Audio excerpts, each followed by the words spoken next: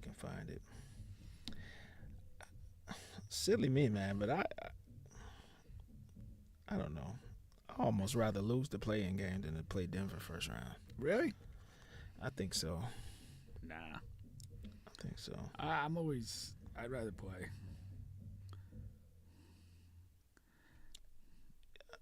Because, the fucking, your draft conversation is way different. Like your seeding in the draft. Yeah. But I honestly, I don't even know if the Warriors and Lakers. I know the Lakers have their pick. I don't know about the Warriors. So, I don't know. Yeah. No, I don't know. I mean, of course you play. I'm just saying, like, yeah, one could make an argument, especially if you have your picks. But I guess my thing is like whether you have that pick or not, it's not going to be a great pick, and this draft is dog shit.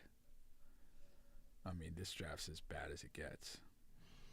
Maybe. Where do you see upside in this draft? Huh? I mean, every draft is a crapshoot. You don't know. Yeah, I just don't see many good players available, period.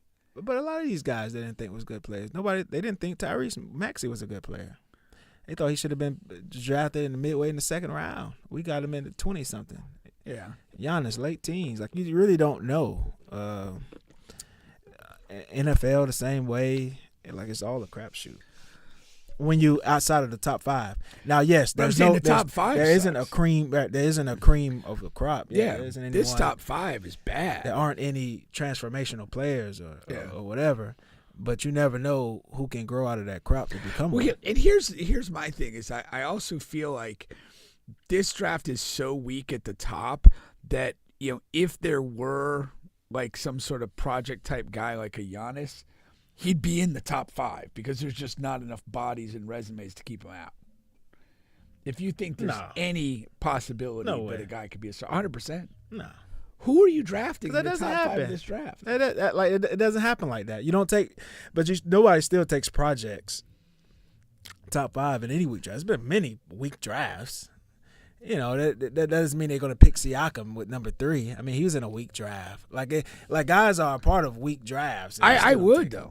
That's what I'm saying. Like, yeah, but like teams are not going to do that. Then teams are stupid. Because I mean, here's the thing. Like, I don't like anybody at the top of this draft at all. And so you're sitting there saying, I mean, why do you take a guy at the top of the draft? You're looking at an all-star, you're looking at hopefully a superstar. That's what your goal is. But if you don't see that, and here's the thing, you're going to probably know as much about those top picks as anybody, and you're going to feel like, okay, I know enough about this guy to know that the ceiling's pretty low. And so I might just say, fuck it, I'll roll the dice on this other guy. Well, a lot of people are saying why people won't roll the dice on Purdue's big man. Because he's a project. I wouldn't. You just spent 10 minutes talking about. He's not my kind of project. But you do admit he's a project. I admit he sucks. Sucks? Sucks. What is sucks? Sucks. That's out. As an fucking NBA outrageous. player, he sucks. We don't know that. We haven't seen him in the NBA. See, but that's my point. We watch these guys in college or high school or whatever, and they don't look the part. But then they come to the NBA, and they grow and they ball out. That's every single draft. Every single draft. The same thing you're saying about Edie from Purdue is the same thing people said about Tyrese Maxey. The same thing people said about Pascal Siakam. The same thing, you know what I mean? And those guys are fluid athletes. I can go on and on and on. Those guys are fluid athletes. They're not mechanical robots. I mean, I'm not a mechanical robot. Yeah, but there's 1,000 athletes who have came in and fucking been awful. The guy Cleveland drafted, he was a fluid athlete. Like there's been plenty of fluid athletes that come in and don't do a damn thing. I mean, I'm not worried about. I'm telling you, Zach Edey's not going to be a good NBA player. He's not going to be a superstar. He's not going to be a good NBA player. I think he'll come in and be one of the best reserve bigs in the league. That's what I think. Fantastic. Yeah, but that's important. And if that's your ceiling, I'm not taking that. I didn't say I said ceiling. I said rookie year he'll come in and be better than Mo Bamba. He'll be better than like all of these reserve bigs. He'll be one of the best reserve bigs in the league year one. Okay. And then I think he can grow into a starting center in the league. I really do. He can protect the rim. I've seen him enough to know. I've watched 2 full games in the tournament. And then, of course, you watch highlights and read analysis. just watching those 2 games, I know his weaknesses. His weaknesses is the mobility in the NBA will kill you. Is and maybe it's Purdue's defense, but they do the when it's the pick and roll, they do the drop coverage, and he's not athletic enough to block or hurt the layup and stop the alley hoop. And they're playing drop coverage because he can't hedge or do anything else. I don't know that to be true, because I know Embiid with Doc Rivers. House on it. Embiid with Doc Rivers and the idiot before him played drop coverage with Embiid all the time, and we were getting murdered. And then Nick has come in, and we haven't played any drop coverage. So I don't know. I would lean towards what you're saying. Yeah. I would lean towards that's one of his weaknesses. I don't think he's capable of doing it now. But there's plenty of positives, and there are plenty of bigs in the NBA that cannot do that either. Like, he wouldn't come in and be the only one. He'll come in and be one of 30 starting centers that cannot defend that. Is what Wemby, Gobert, and Embiid, and Bam, and then everybody else struggles with that. You know what I mean? Or Anthony Davis, I guess he's a center now. Traditionally, he's been a power forward. He's great at that as well. Okay, so that's 5 centers. Yeah. All right, but what he is good at, he has a deadly jump hook that's going to translate on any level in any era. Okay, and he doesn't shoot, so he has weaknesses. He has positives, and he didn't show much of a passer. He protects the paint well. Yeah, protects the paint well. I wasn't sold on that. Yeah. And he doesn't pass well. Not a great passer. And again, to me, the fluidity of athleticism is massive, and I think he lacks that. Everything he does is robotic, and I don't see an impactful player. I think that he would be basically like a situational guy. Even if he's a nominal starter, he'd probably be, for the most part, a low minutes player, because there's too many times when he doesn't fit the rhythm of the game. And he's not versatile enough of his skills to find things to do in a game that you're not going to post him in. And at least right off the bat, and I agree with that. Yeah, but I think he can. I do, because he's just a jump shot away from being a fringe star player. If he's a fringe star, it will be an NBA in an NBA that I do not want to watch. That's today's NBA. No. Pink, have you seen the centers in today's NBA? Those guys are mechanical. Those guys are slow. Those guys cannot protect the paint. You said a fringe star. Yeah. Yeah, I don't regard any of those guys you're referring to as fringe stars. Well, think about it. It's 6 all NBA slots. You got an all-star is what? How many bigs make the all-star team?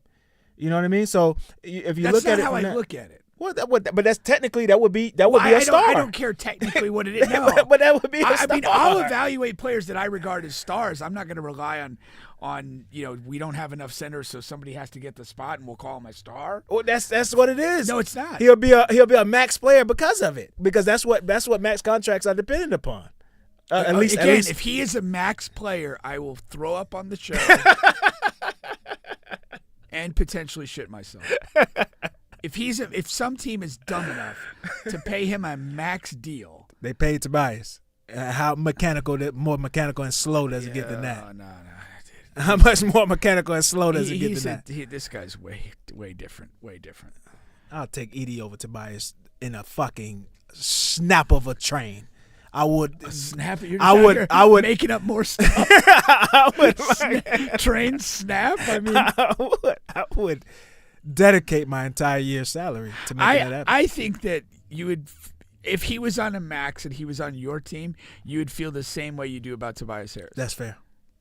I'm all about fairness. Yeah. That's fair. And that's all I'm saying. Like, this guy, he'll probably be in the league for a while. I need to see if he can learn how to shoot. He won't. If he hasn't done it by now, no, that's not true either, Pink. Come on, man. These guys quite true. It's not. These guys learn to shoot. Brook Lopez didn't learn how to shoot until he was like fucking 32. Brook Lopez is a smart guy. Yeah, but he didn't shoot at all. Like, not learn how to shoot. He literally did not take shots. Yeah.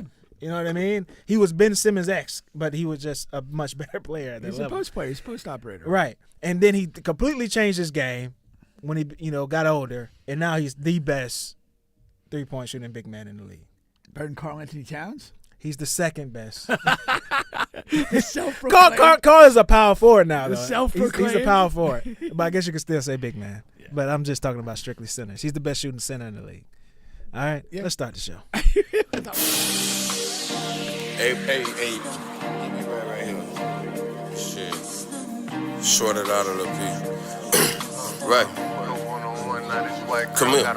Shit. Yeah. Shit. I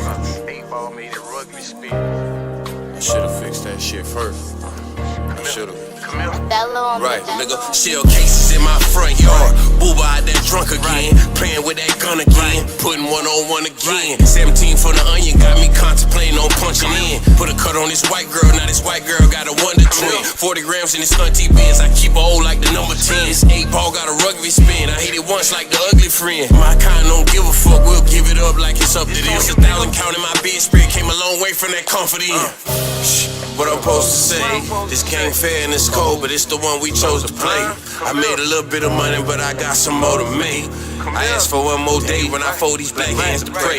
Now let us all say, for every risk I chose to take, these demons ain't gonna go away. Lawyer fee on the open case. I'm in the street like rollerblades. It's with me like growing pains. These niggas is open game. All my raps be on open flame. I'm strapped cause I know the game. I'm watching who watch my back. His eyes between my shoulder blades. I'm Big Booba, they know my face and know my name. They know my pace and know my range. Let's up the stakes, it's more the game. I will fold you like I fold my hands. Who supposed to say the grace?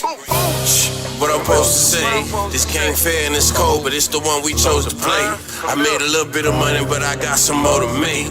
I asked for one more day when I fold these black hands to pray. Now let us all say what I'm supposed to say. This game fair and it's cold, but it's the one we chose to play. I made a little bit of money, but I got some more to make. I asked for one more day when I fold these black hands to pray. Now let us all say amen.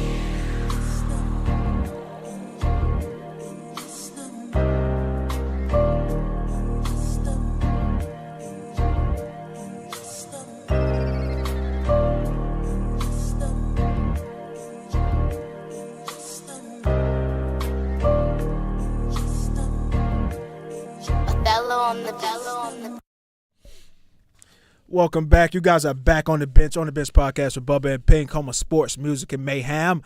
That was Babe Bubs. Just had a birthday just passed. Shout out to Babe Bubs, Aries. And that was Deep End. You can find on all streaming platforms. He's so good, man. Just the diversity of stuff he'll tie together is awesome. Yeah, man. Student of the game. We got a pretty good show for you guys today, as always. All righty. We're going to be talking some Dawn Staley. She's okay with men playing in women's basketball. We'll talk about that. Joe Budden is saying that Kendrick Lamar and Drake both have diss tracks ready. All right, we'll talk about that some. NBA awards predictions. I have some. I'm sure Pink has some. Both of our guys are up for some awards. And then we have some random stories that I've picking up some speed in the universe here, as far as a woman astrologist, not astrologist, that's the wrong word, astronomy specialist or some shit, I don't know. She went crazy, man, over the solar eclipse, thought the world was going to end, so she tried to beat the world to it and killed her family. We'll talk about that some, yeah. Is this on the Are You Crazy category? Well, I didn't put it there because we know what she is already. And a lot more stuff we'll get to today, all right? Damn. First, I take part in mentoring. I try to go every week. I don't get to make it every week, but I was there last week. And it's Men of Integrity. Shout out to Antoine. Antoine does a wonderful job, creating it and just being so – in tune with it every week, and he's running the program. We have all of these wonderful kids that come in there, and we work with them. And last week, we were talking about, if you're getting a physical altercation situation, whether you see two buddies that that are about to get into it, what should you do? And then if you are in a situation, what should you do when things are getting shaky? It's about to get physical, okay? A fight or a heated argument, Okay, and Antoine is, given all of these situations and scenarios and what you should do. You see two buddies. Oh, kind of like improving with the kids. Here's what we have. Yeah. What should we do? What should you I do? like that. Good exercise. Jump in and say, hey, it's not worth it. What are you guys fighting about? Talk about it. Jump in between. Separate the guys. If it's you, take a step back. Take a breather.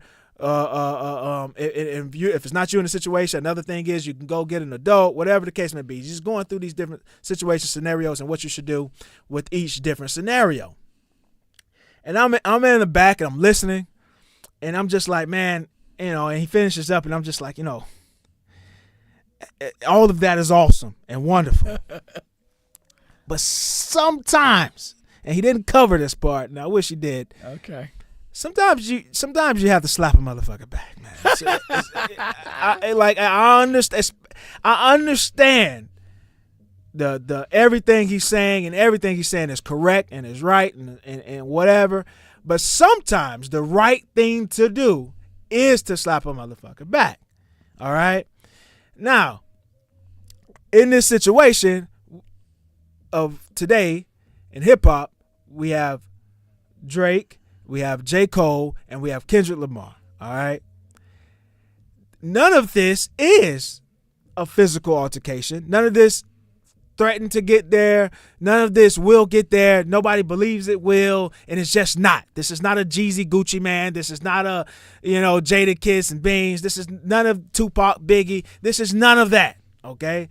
These are just guys who can rap really well, who all say that they're number one and the best. And each one of them has problems with the other guy saying that they're number one, they're the best, okay? And then you have Kendrick Lamar, who has been throwing shots at Drake for a few years now. They've been throwing shots at each other subliminally. And if you're in hip-hop and if you catch the bars when it happens and you're like, oh, he's talking about Drake. Oh, and Drake's talking about Kendrick right here. And so this time, Kendrick was just a little more direct with it. So he still didn't say Drake's name, but you knew exactly who he was talking about and what he was talking about. And that's what made it so big at the time, because nothing was happening in rap. And this is the first time he was much more direct. And then J. Cole caught some heat, okay? Caught a couple strays. J. Cole felt at the time that he needed to say something.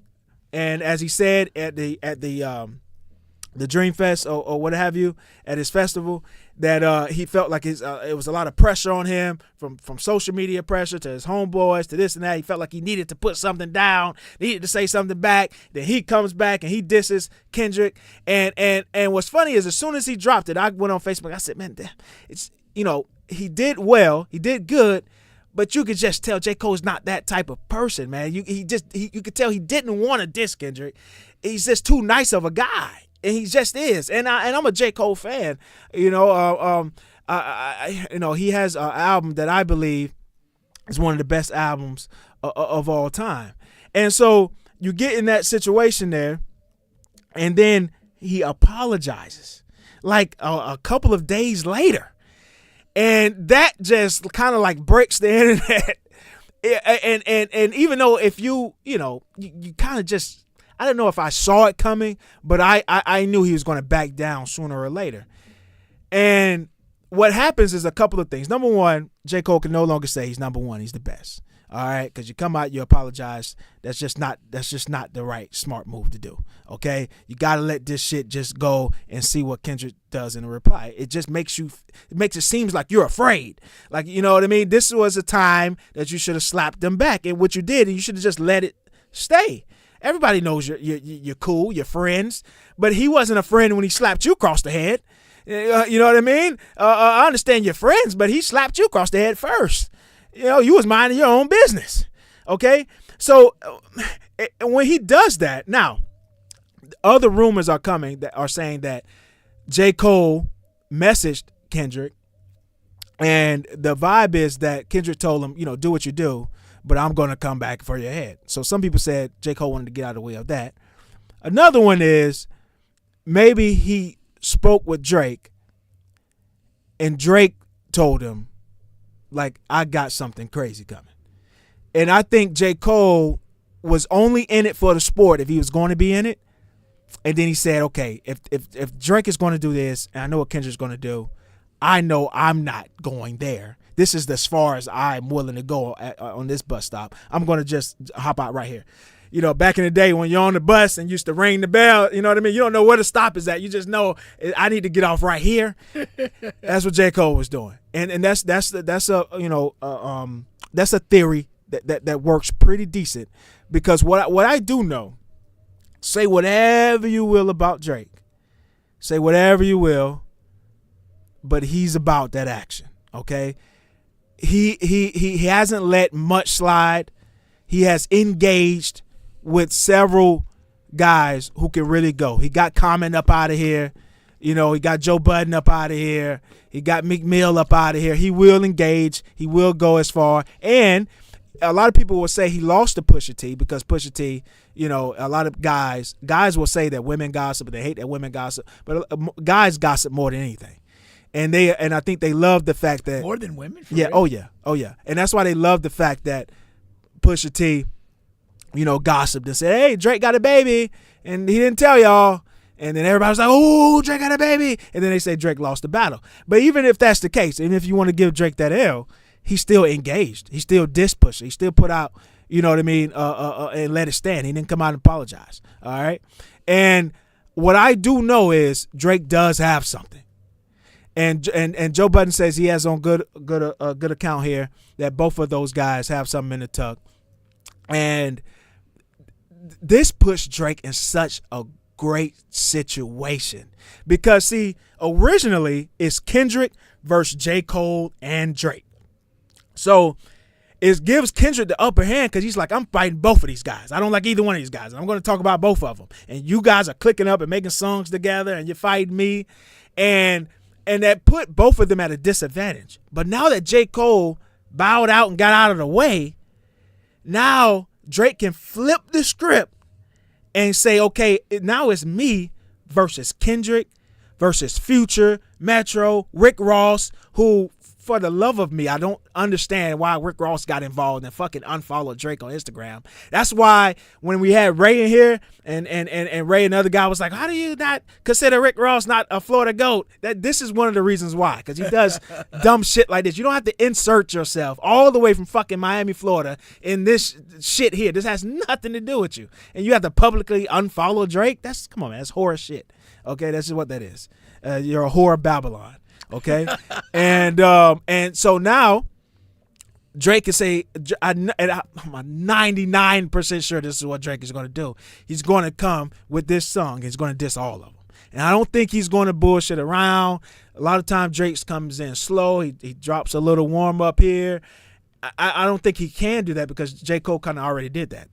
That lane is already taken up. I think you have to go straight for it, and I think it's coming relatively soon. I think it's coming like this weekend.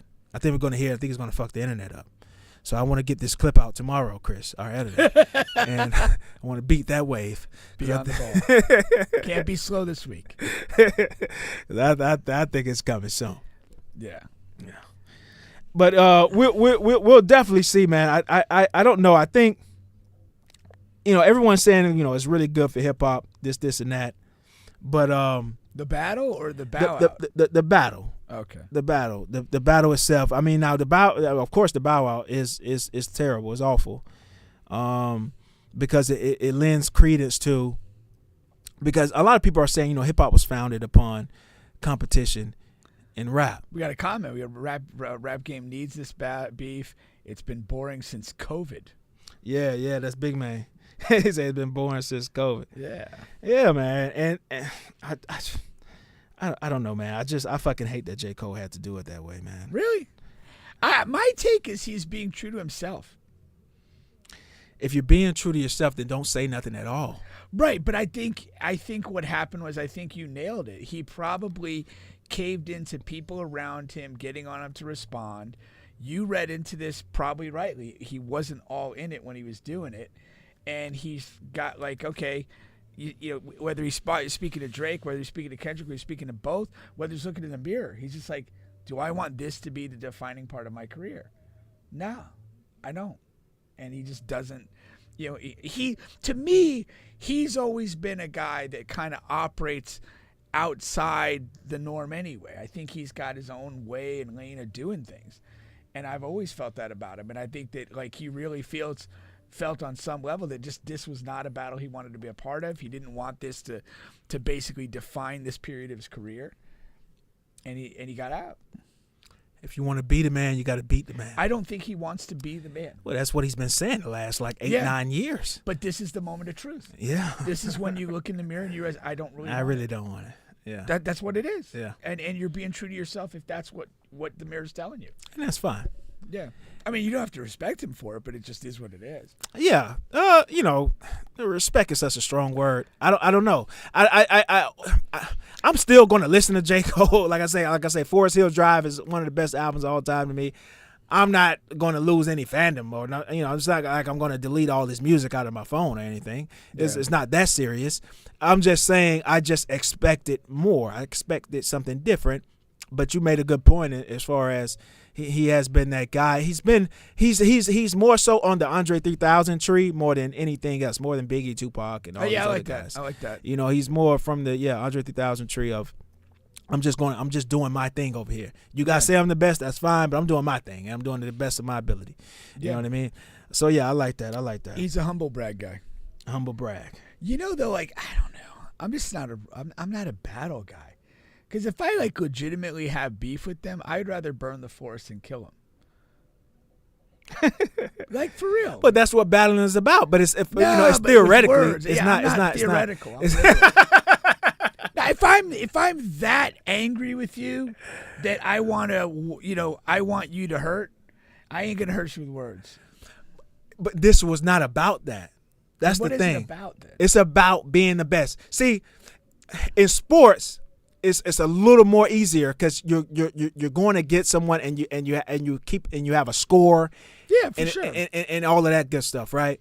But in hip hop, if you want to be the best, this in the history, it's similar. It's the same. You have to take that guy down. And what is their lane of method of doing that? Is rapping. It's just like Jordan versus the Pistons or whatever. But, Larry, Magic. And I think that's where that's where it breaks down for me, and I'm not too intrigued by it. Because it's not that type of competition where somebody wins or somebody really loses. It is. It's still kind of subjective. It's not. It is. It's not really. Every big battle in hip hop has been decided, and Jay-Z has a cult following. They're going to tell you that Nas won that battle because he did. I mean, and they both made multiple diss tracks. So you could say it's subjective or what's better. But everybody knows Nas won that battle. Now, Jay-Z is the better artist. He's the bigger artist. He has better songs. Well, that's what but I'm he saying. lost that battle. But that's what I'm saying. He lost that battle, or Drake lost the battle to Pusha T. He did. And I'm a Drake fan. He did. Right, I get it. Yeah. But what did that do? See, what did that do? It's a loss. LeBron is still the second best player of all time, but he lost to the Mavericks. That doesn't mean Dirk Nowitzki is the better player, but it's a knock on your resume. When people talk about LeBron James, they talk about that series. That's the first thing they're going to talk about is that loss to the Mavericks, how he came up small, as a lot of people would say, or wasn't LeBron. That's what they're going to say. Jordan, they're going to say you didn't win until you got Pippen. Like people are going to whatever. Now, does that mean anything? He's still the greatest player ever, right? In the majority of things, but it's still a knock on your resume that you lost. You know what I mean? So that's kind of what that is. Yeah, it's the same. I'm just more cynical because I think at the end of the day, in a good battle, both guys make money, and and again, in both the instances we cited. The losing guy of the battle continued to be the bigger artist.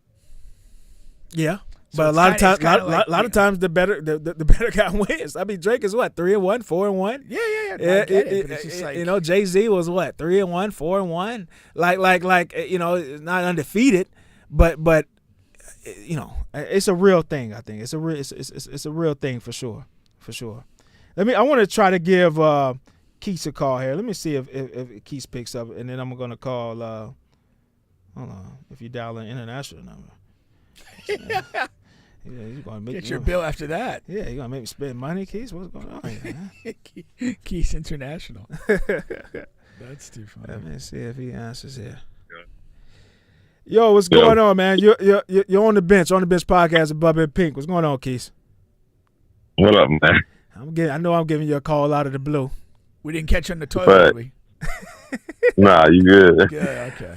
Now, I what I know you to be is I know you to be one of the biggest JCole fans on the planet. All right. Oh Lord.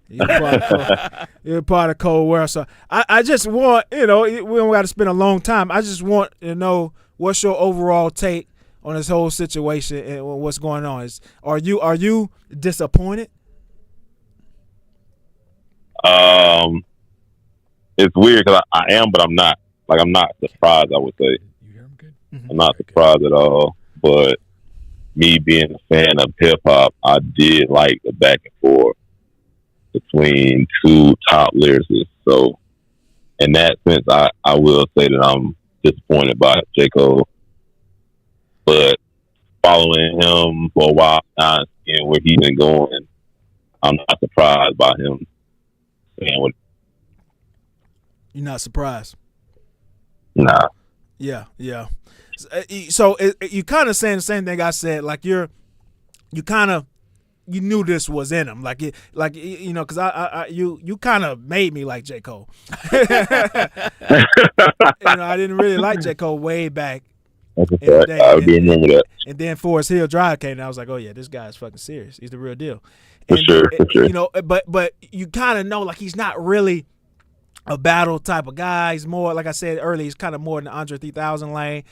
He kind of wants to do it, but he can't. My point is, he can't keep saying I'm the best, and you can't fuck with me. That's like his number one thing he says. Like Lil Wayne talk about Coochie all the time. Like JCole, his thing is I'm the best, and and now you can't go back to that bag, can you?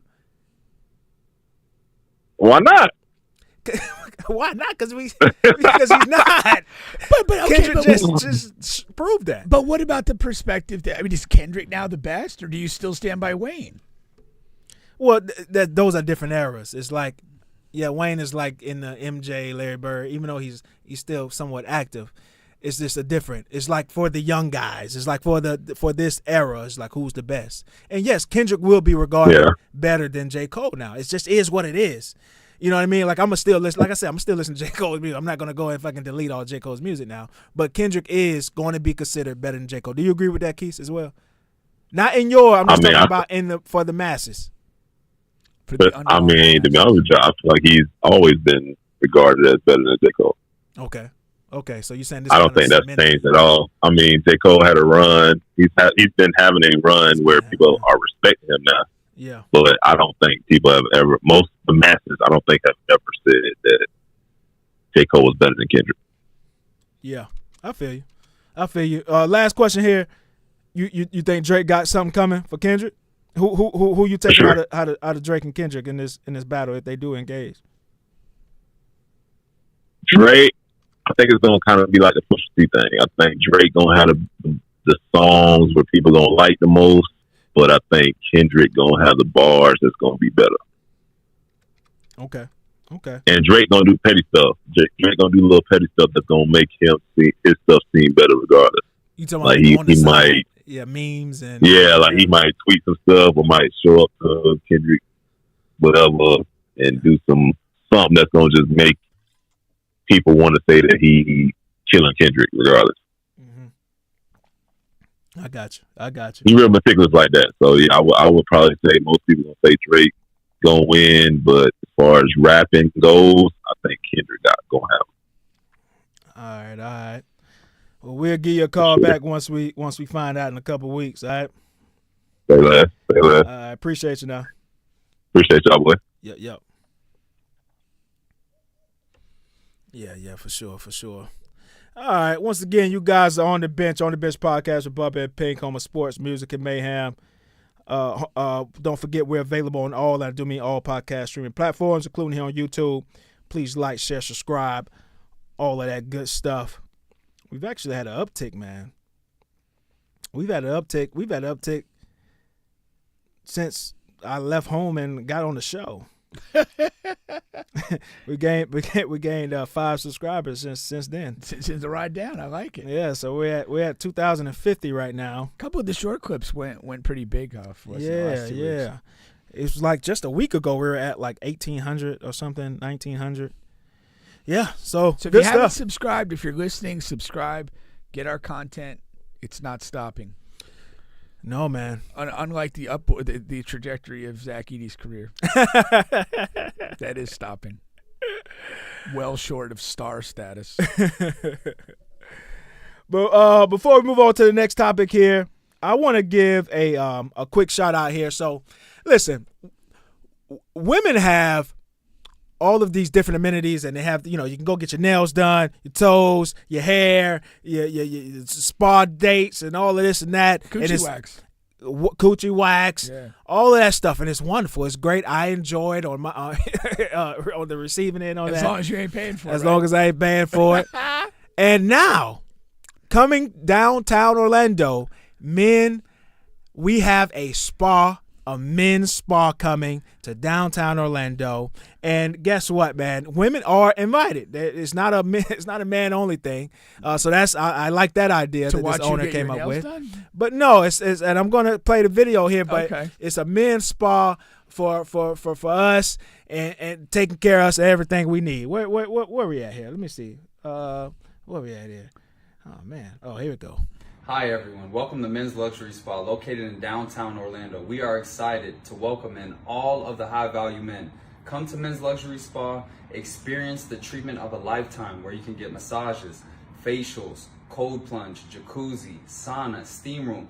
Everything that you need is going to be here at Men's Luxury Spa. So come in, get the king treatment where luxury meets wellness. Where luxury meets wellness. So all of that good stuff, man, in the spa, saunas and massages and just anything you can name in that realm, Men's Spa is going to have it right there in downtown Orlando. Check it out, and all of that good stuff. All right. Are you gonna go? Yeah, I'm gonna check it out, man. I'm a massage guy. I told you during the Deshaun Watson stuff. Yeah, you're into same types of massages as Deshaun. Yeah. Really? A lot of work on the gluteal region. You dab or you dab. I don't. Whatever they go to. Whatever they want to do. But yeah, keep it right there. They will keep come, it right there. They will come to the keep house. it right there. They will come to the house, and you get naked, and then just let them do what they do. And you feel very, it's just you just feel awesome afterwards, man. Really? Now I don't know if any, happy ending is going to be at this place. Let's hope so. So I don't know if not here for disappointment. I don't know if a Bubba Pink discount code is going to get you a happy ending. But I would be proud if it did. I would be hell yeah. We're on our way. Oh man, if we ever have an NFL team, Deshaun, you're welcome, man. No, you're not. You can't play. Your contract's a burden.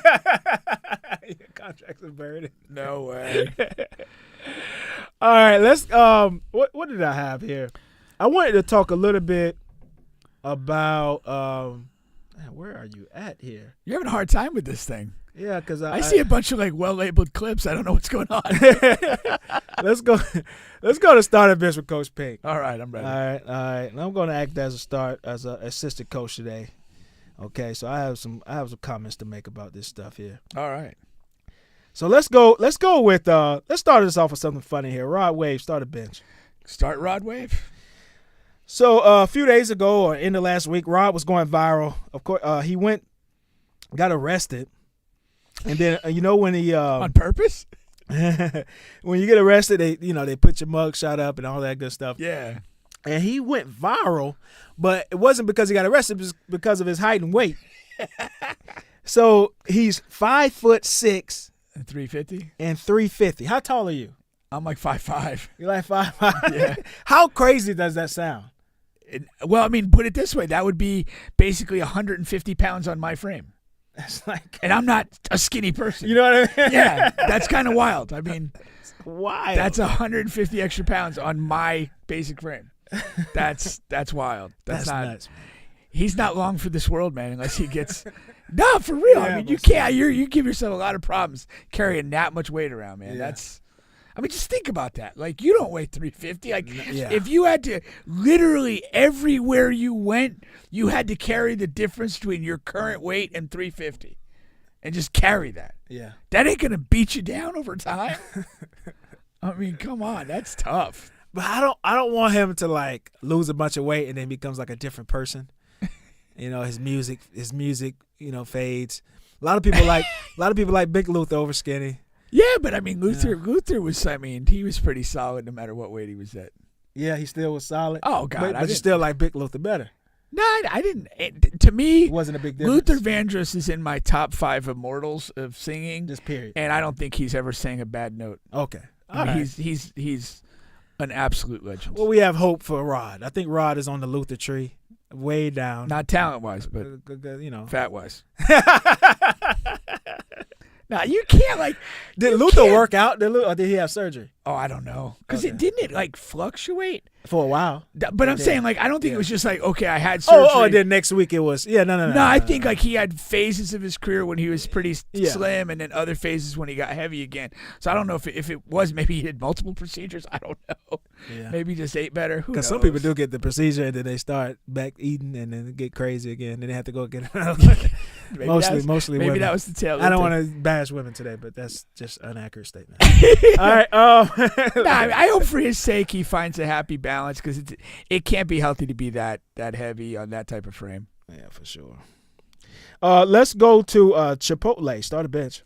I mean, I'd like to bench it, but I'm sure there's something interesting. You don't like Chipotle? I am not a Chipotle guy. I'm a Chipotle guy. I'm not. I heard it's like a generational thing, and I'm not part of the generation that's into Chipotle. Is that what you heard? I haven't heard that. That's what John Pickavich told me. Oh, well. Yeah. I went over to watch a sporting event at his house, and I was kind of hoping for pizza like the prior time. And he said, oh, no, we're going to get Chipotle. And I was just like immediately disappointed. There's nothing. Okay, let me clear this up. There's nothing actually wrong with Chipotle. Like the food tastes good, but I'm not like a rice guy. And a lot of the other stuff they have. So I'll tend to like literally just eat like the chicken and cheese, the steak and the cheese. And to me, it ends up not being a particularly filling or satisfying meal. Yeah, because you're not getting the rice. Yeah. Well. But go ahead, Richard. Not sure why the age is important, but they say a 32-year-old Detroit man charged with shooting a Chipotle employee over a skimpy guacamole portion. This guy's tightly wound. I mean, what the hell comes out firing? And the funny, I guess it's not funny. It's unfortunate, but sometimes some of those workers, man, they are a little light on the hands, man, with the chicken or with I'm not a guacamole guy, but with the guac, and people are constantly, well, can I get more? Can I get more? And some of those employees, man, they act like they're, it's their food or something. I don't know, maybe they get a bonus if a certain amount of food is retained at the end of the month. That would be awesome. So we're able to effectively short 10,000 customers this month. You know what I'm saying? Yeah. Again, I don't know. Well, I'll preface this by saying, while we're on the subject, they have the carne asada meat, okay? Yeah. And they always have a picture of it. Yeah. The meat you get in your order. It's not that. Never looks like that. It never does. It never comes close. It just never does. I literally think that, the Department of Advertising and whatever fair dealing, consumer protection should get involved in this. Because I would actually really like eating the meat in the picture. Yeah. But not the one they put in my plate. That's not cool. But, yeah, well, chalk one more up for violence and gunplay with this guy. I mean, he's a little short in the guacamole and he's ready to shoot somebody. I mean. He's fed up, man. He's fed up. Never know when a guy had a bad day. You might want to. Fuck you, sir. We're fed up with you. Go to jail. Don't pass go. Don't collect $200. Just go the fuck off. Don Staley started bench. Oh, God. Let's just talk about her one more time before we put her out to pasture. What's funny is, of course, Don Staley, she wins the national championship as the head coach, for South Carolina women's basketball. And you have all of these. Undefeated season. You have all of these, old Don Staley clips coming up. I sent you one when she was on Martin. Yeah. And just random old clips that are coming up about her, and it's awesome. I mean, because I actually remember her as a player. Yeah. I remember her being at Virginia. I don't, and I remember her being part of Team USA and so forth. Was she any good? Yeah. Okay. Yeah. So they had I don't know if it was in the post game or just a random like interview. They were asking her. I think it was in the pressers between the games. Okay. Like maybe between the semi and the final, I believe. And they asked her about trans men. So basically about men who men who are born a man. Individuals who are born a man. Yeah, I'm trying to be careful. Who then identify as women and then want to participate in women's sports. And you can tell, like when they ask her that, she really doesn't want to answer, but she doesn't want to not give an answer because it was another coach, a women's coach, that was asked that same question. She was just like, "We're going to go on to the next game," and she didn't answer it. And so you can see she was conflicted and compounded. What I really think happened here, and basically she said she's fine with men playing in women's sports. But what happened is I think she was calculating in her head which side is going to give her less flack. Yeah. And I think she went with that. Yeah. I really don't think she has a real dog in the fight because what's really the case is they're not going to be allowed to anyhow, especially in D1 Division I women's college basketball sports. They're just not going to be allowed to, and so I think she was calculating all of that. Did you hear that in her voice as she was answering? I didn't see the clip. I saw like the stuff posted afterwards. Number one for me in the context of press conference in connection with the tournament, it's a bullshit question. Yeah, it just is. It's just a bullshit question. Yeah. Don't have a lot of respect for the person that asked it. It's not topical to what we're doing at all. We're in the middle of the Final Four of March Madness. There are no trans players involved in this tournament. Why are we talking about this in this context? So the best move for her would be to just rebuff the question entirely as I'm not answering that now. We're in the middle of a championship run and we're focused on that. And if you want to get upset about that, whatever. But for certain, her mind's not pondering that question when she's trying to put the finishing touches on an undefeated championship season. So bullshit question from the media. The question itself, though, I mean, it's just there is a connection to being a decent human being that is rooted in inclusion, that's rooted in equality. And you don't want to be in a position to say, tell this group of people to screw off or that person to screw off. That's part of being a decent human. But it's a difficult question in the sense that there are certain sporting realities that you have to accept. And that, men and women don't play basketball together, and men, who start out as women or whatever shouldn't be playing exclusively with women. In terms of purely sporting competitiveness, the only solution is that there's enough trans people interested in a particular sport that they can create a division or a league and play in that. That's where they're on a 1000% level playing field. Yeah, I was just thinking that. But you're not. We're not in that place. There's not that many trans people or men identifying as women or whatever the correct way to say that is that are interested in playing basketball in college or in a professional setting where you can create an entire league. Maybe there is. And it just hasn't. It's not here yet. It's not here yet. And you know what? Because I was going to the same place you arrived at because I was in where was I? I was in D.C. I was in D.C. and I had just finished walking the Howard campus, and I was looking for something to eat. And I went to this area where there's a lot of restaurants and stuff. You found a dick sandwich? And I'm going down this strip, and there's like this brunch that's going on in this place. And I'm walking by, and I'm seeing some women in there. And I'm like, okay, I'm going to go in here. And the music is loud, and people are having a good time, they're dancing. And I walk up to the door. And then something told me, like, just Google it really quick and see what their menu is because the music is loud. I don't want to get in there and I'm talking. And I don't know. Something just told me if I can Google it. I Google it, and then they're telling me it's a trans brunch spot. Okay. So first of all, I was already fucking like, fuck. So the women I was looking at and wanted to go in and see, they were fucking trans. It might not have been women. But also women who are born women, they love that type of shit anyway. They love the drag stuff and the trans stuff. They go to those shows and stuff all the time and brunches. So it could have been women I was looking at that time. But when I was thinking, I was like, let's hope so.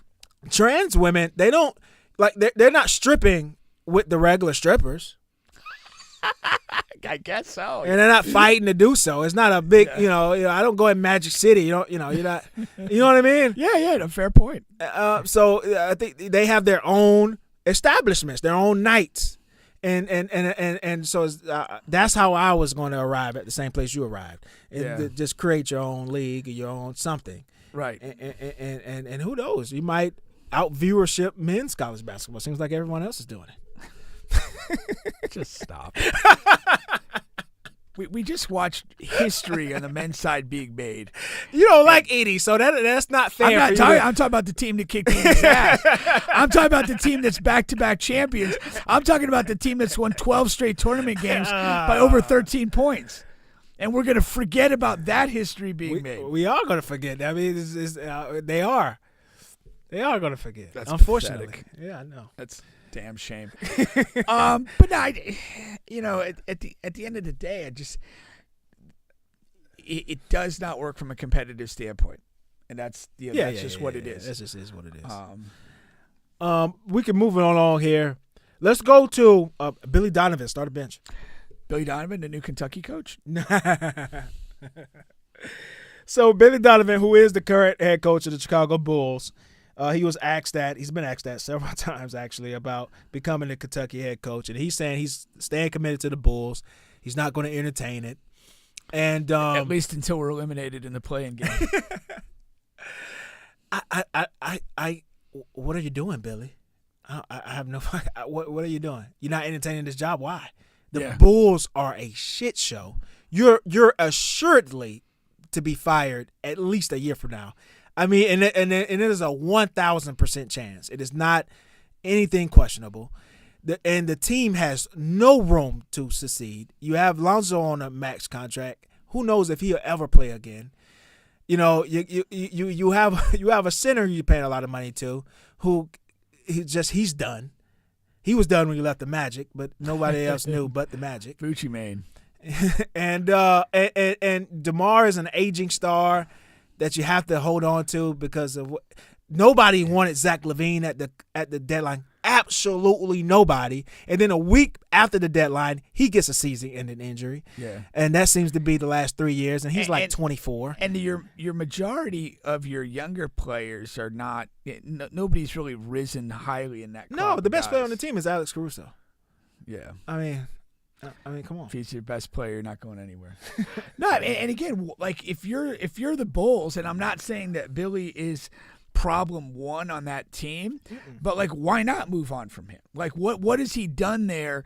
And he's been there for a couple of years to feel like, oh, this is the guy that's going to get us out of whatever malaise we're in and get us moving forward. So his job security in Chicago is tenuous at best. Shame on the Bulls front office. He should have a friend in there to say, hey, I think you should at least interview. I mean, it's not guaranteed, but we will allow you to go interview if you're somewhat open to this. Yeah. I actually thought, though, that when he left OKC that it would be back to college. But there must be something, and I think it may be in his thoughts now, there must be something about the NBA that attracts him. That he may not want to do the college thing again, because keep in mind, this guy basically he won back-to-back titles at Florida. He had, probably the job for life unless he involved himself in a personal scandal. Nobody was going to run him out of Gainesville. He could. No. He could have been the next whatever. But he accepted the challenge of going to OKC, and honestly, coaching wise, he was still a relatively young coach. He'd had success in his career, and you have a chance to coach KD, Russ on an OKC team. You're not going to get hardly a better opportunity to go into the pro game. And so I understood why he took it. But when he left there, when it didn't work out, I thought, go back to college, get yourself going again and have one of these long-term careers at a school that you really like. But he didn't do that. He went to Chicago. There's a lot of uncertainty there, and that's what he's dealing with now. So to me, there's something that's pushing him away from the college game that is probably personal to him. I'm not saying there's anything wrong with that. But I think he would be very good for Kentucky, but I don't think he would be the best coach for Kentucky. And I think the best coach for Kentucky would be Rajon Rondo. And I saw Boogie Cousins mention that today. If I was the AD at Kentucky, the university president, whoever the decision makers are, I would be all over this. Young guy, anybody who's ever spoken about Rajon Rondo has said he has a brilliant basketball mind. Yeah. I mean, that's almost, uncontroverted. And again, he's young. He would be relatable to players. He would be able to kind of bring a certain NBA, flavor into the game there that would be attractive for guys trying to make that leap, through that. That's to me, that's a slam dunk unless he's just flat out telling you, I have no interest in doing this. Yeah. And I think for him to do it, and whether he wanted to potentially do that long term or he saw that as a step to the NBA if he wanted to coach at that level, absolutely think that would be a fantastic hire by Kentucky. And I hope that for their sake, I hope they explore it. And I hope Rondo's interested because I would be here to see it. Yeah, yeah. He announced his retirement a couple of weeks ago. He's all but been retired for a couple of years now, but he had actually announced it a couple of weeks ago.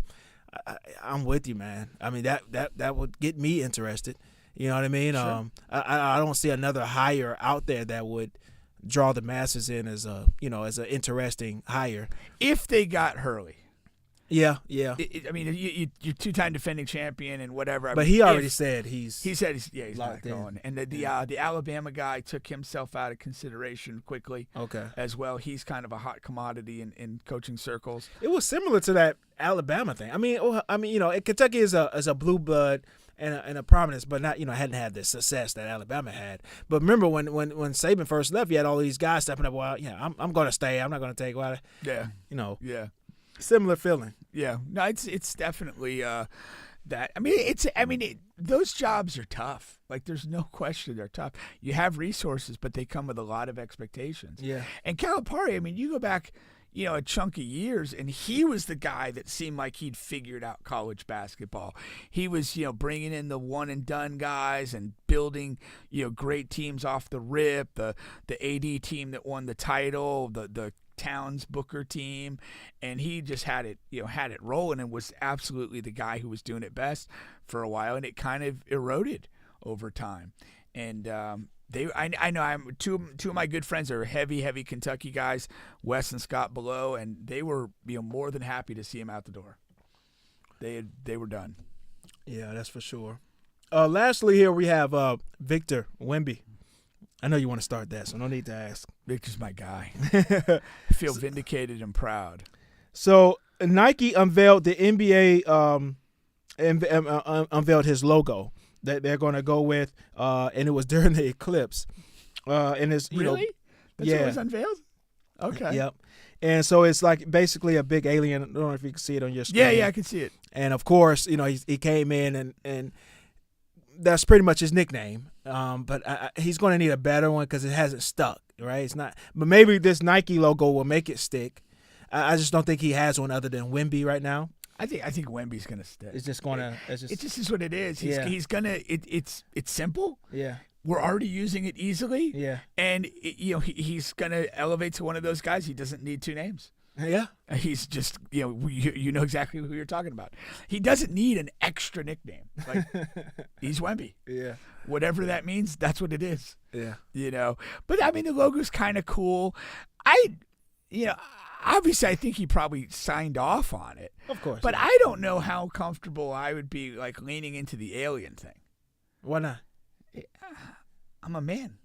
I'm not an alien. I don't know. I think it's cool.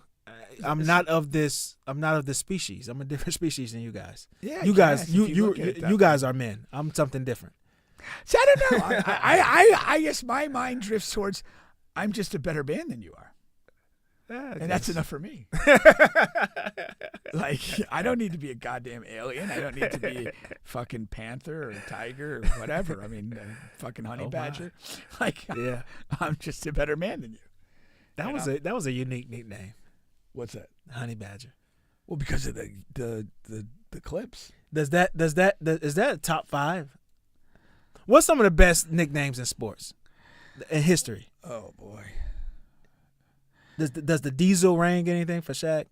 It's pretty solid. It's pretty solid. Then you got the Honey Badger. That was the DB. That was Tyrann Mathieu. Yeah, Tyrann Mathieu. But it's just like especially for us, he wasn't a superstar. He had a good run, but that was a really good nickname for a guy who started in college when he was just started in making college. So crazy plays. He was a bigger star in college. Yeah. You know, he was making he would have a game where he might have like a pick, a sack.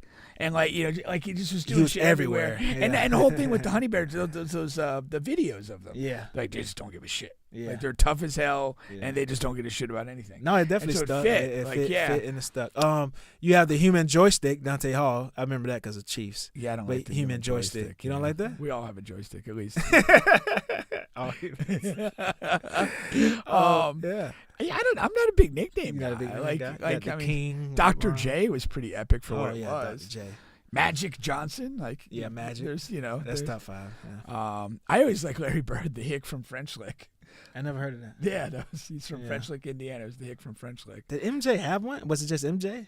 Jordan, Air Jordan, Air Jordan. Air Jordan. That's the yeah. You really, I think if you're that kind of, I don't know if you even need one. Yeah, like Bron, I guess is the king. Yeah, but it's just LeBron is just or Bron just also like feels like that's used if not more. You know, way just more. LeBron. Yeah. You know, I'm not. Yeah, Dr. J jumps out for NASCAR. It was like Dale Earnhardt, the Intimidator. Okay, that was pretty badass. I heard that one. He always drove like the black car. Yeah, had this kind of rugged persona. So that was pretty. Did pretty Tiger solid. Woods have one? I don't think so. Tiger, El Tigre. El Tigre. Oh, Kobe, Mamba. The Mamba. That's top 5. That's top 3. That's up there. That's definitely up there. Yeah. That's up there. The Mamba. I think we can end that discussion on that one. Yeah. Yeah, Mamba. Shout out to Mamba. All right. That was pretty good there. The last one was about the ratings, but we know the women beat out the men in the ratings. We don't need to discuss that. You're so proud of that, too. I'm not proud. You are. But so many men are quietly proud of that. It's weird. Some of them are, especially on Facebook. But it will be interesting to see if without Caitlyn next year, I do want to see where those numbers go. And they're going to do their job, and they're going to prop up the next. But they're going to prop up the next people. It's not going to work. You don't think it's going to work? No. You think Caitlyn was a flash in the? Caitlyn's white. Ah, come on. I don't think. No, don't come on. That's reality. I don't think that. White people need to feel like the they're next worth white shit. hope. Yeah. They always rally to that, and it wasn't just. I mean, we got to put this in context. Like the battle last year with Angel Reese and a largely black LSU team, and that resonated with white people. That drives a lot of this. I mean, to me, just being dead honest and knowing white people like I do, they're not gonna. Juju can surpass Caitlin Clark in every statistical measure, and she will not resonate the same way with this mass audience of people that came to the women's game. Just is what it is. That's a good argument. I want to believe that we have evolved as a sports community better than we haven't. But we we shall see, because she's on pace numbers wise. She's on pace to topple what Caitlyn has done in her career. So we will see. But that's I'm telling you, man. It's just what's the deal with Paige Buchers? Is she returning to the college game, or is she a WNBA person? Paige is returning. Okay. She's eligible. She can go. Yeah. She can go, but she's returning. Yeah. But she's had a lot of injuries. She's not going to have those career achievements that Caitlyn had as much. I don't know why she just won't leave now. Well, I guess she is probably making more money. I don't know. Also, I mean, you got to the money is weird. Because like if the money was better in the pro game, like you would say, well, yeah, you got to get out because you've already had 2 very serious injuries, and you don't want to. You want to get, you want in a normal men's pro setting. If you had the type of injuries that she had, you had a healthy season this year. Oh, they leave. You would want to be out They and leave. getting paid at she would be the number full 2 pro level. She would be the number 2 pick easily. Yeah. You leave, like they will push you out the door. Yeah. With that what you just said. To my eyes, I mean they're the same level player. I don't think Caitlin is like more of a better player than her. They're the same level player. Yeah. But like in terms of like when they're coming out of high school, I think in the same class, Buchers was the top rated player. Yeah. And again, you're looking at somebody who's had 2 significant injuries, still playing at what appears to be a very high level. You know what's interesting? I read this yesterday. You know, Caitlin didn't win any championships in high school. Really? She went 4 years without winning In Iowa, without winning any high school championships. Got to dribble around like 5 years of corn. Get a win. She couldn't do that. Didn't win in high school. Didn't win in college. It might be something to that, man. She's an effing loser. Every big star wins in high school. Like guys you never even hear about, but are like decent level college players. Like they dominated high school. You know what I mean? Yeah. Like whatever you think of Edie, I don't even know, but I guarantee he destroyed high school. Actually, he didn't. He didn't? You know where he played? Where?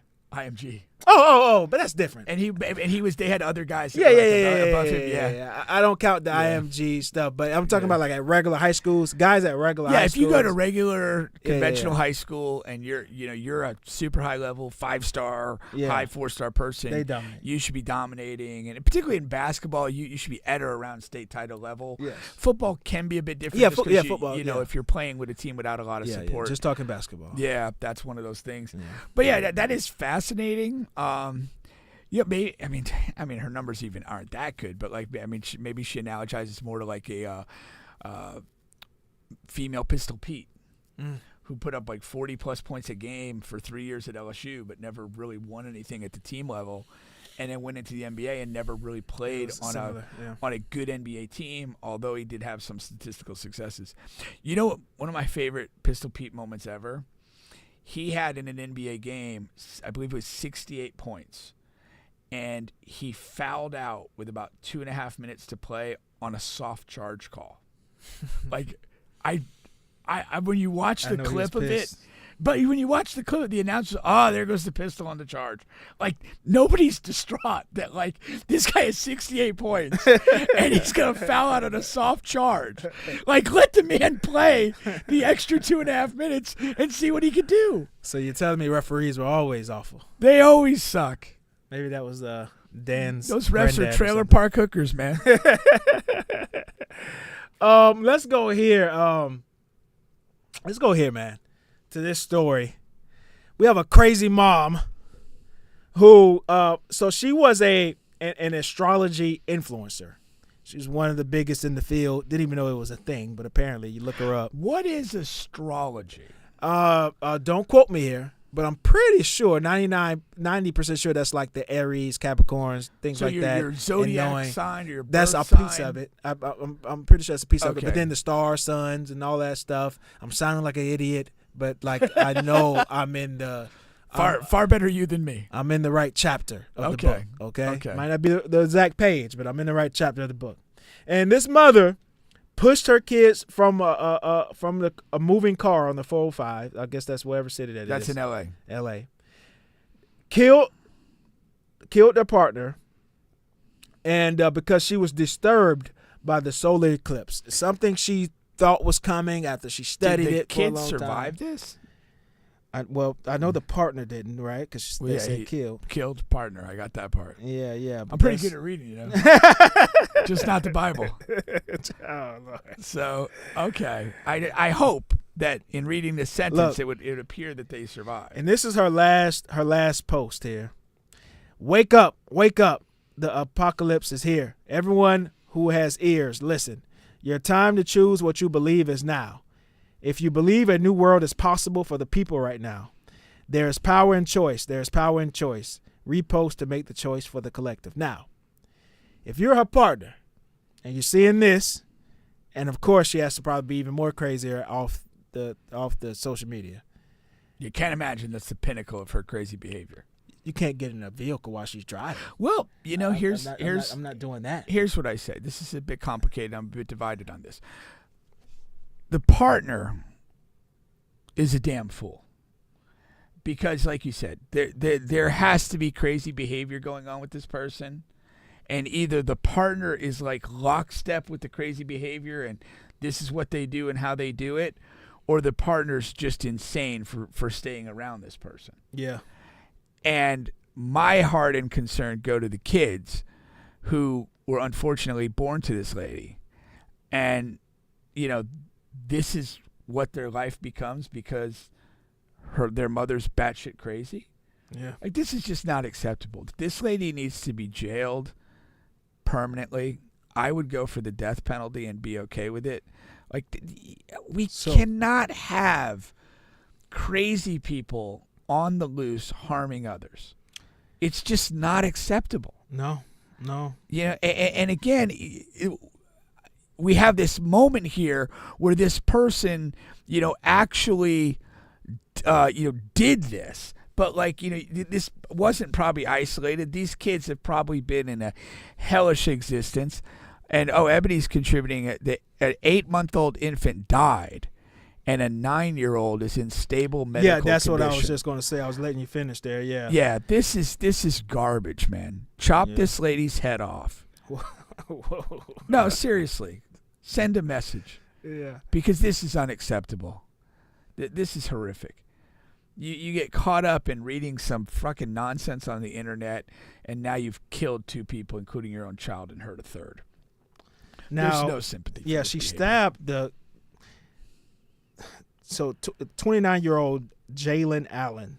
I find it interesting they keep saying partner, but Jalen sounds like a guy's name. At first, I thought it was going to be a woman because they kept saying partner. Yeah. But Jaelen Allen, that sounds like a man. And they got into a heated argument, and then she grabbed the knife and stabbed. Now, that can happen to anyone, but no, because my mind, as I'm looking for more details, I'm thinking like, damn, how did he allow her to kill him? You know, that's what. And then I'm reading, so how it happened, that could happen to anybody. Maybe she came up behind him and stabbed him, whatever. Yeah. You know, but if you get into a heated argument with someone she's crazy. I mean, come on, man. And this is not like regular, like, oh, I found you with 2 chicks in my fucking bed crazy. This is, I believe in star, sun, and Aries, and the solar eclipse is going to kill us all crazy. You may need to be admitted. Does it reference crazy. whether the argument was over this behavior related to the eclipse? No. They just say that because that's like a comment from the neighbors, like, you know, they were arguing. But just loudly. They don't say like why. But I mean, that has to. Oh, be so Ebony's saying that the mother's dead.